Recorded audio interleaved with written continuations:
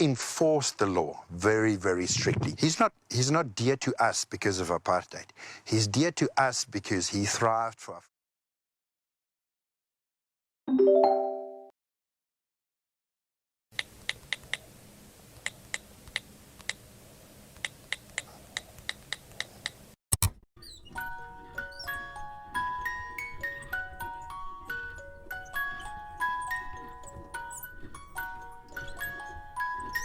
Everyone here is nostalgic for the apartheid regime, and they proudly wear the symbol of the old South Africa. That's also the vierkleur, but with the orange band at the bottom, it means that we're in a struggle. We're in a struggle for our language, we're in a struggle for our life. Are you afraid to be in South Africa? I'm not afraid of anything. I'm ready. Ready for? For whatever comes. These people believe that a civil war is on the brink of breaking out between the blacks and the whites.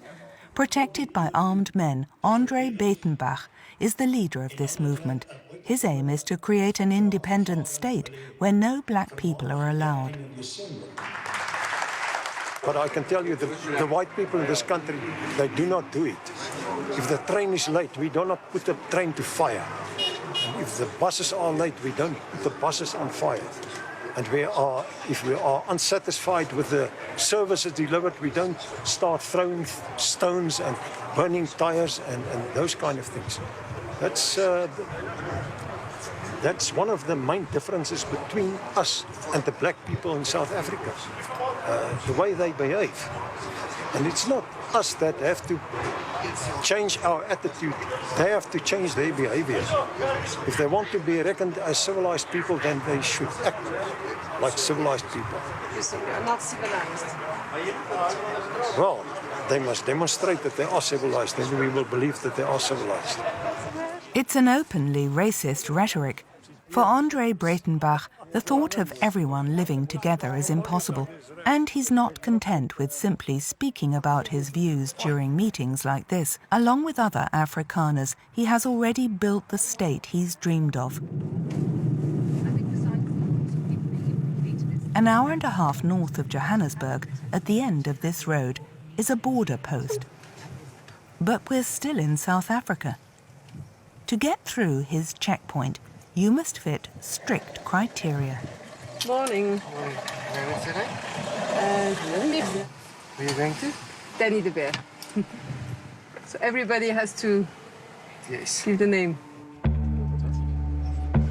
Welcome to Kleinfontein, an enclave stretching over 800 hectares, surrounded by barbed wire.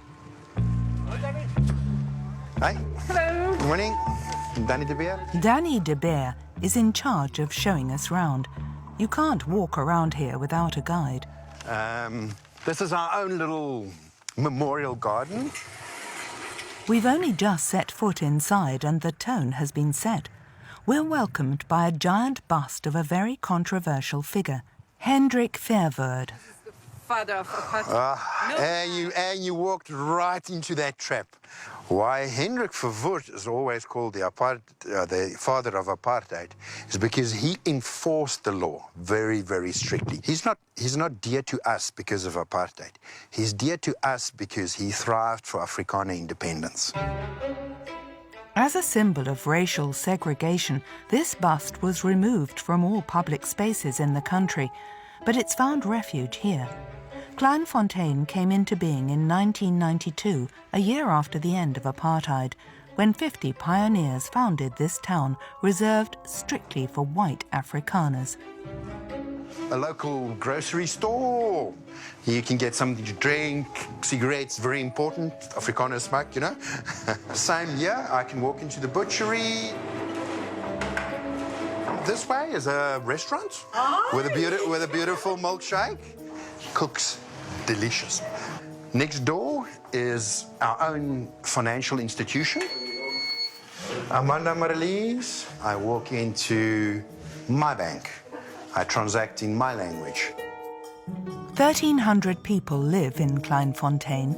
Whilst many of them work outside of the town, others help to ensure the autonomy of this microstate by raising livestock and cultivating the land within the walls. According to our guide, It's not a racist organization. Their sole mission is to protect their culture.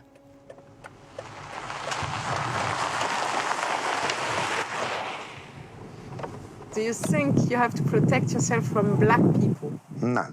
We have to protect ourselves from, as a cultural entity, to become extinct. The Rainbow Nation is a threat to the Afrikaner, because the Rainbow Nation says, leave your differences, let's all be the same.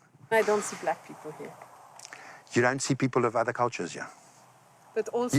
You seem to have a color visor on you.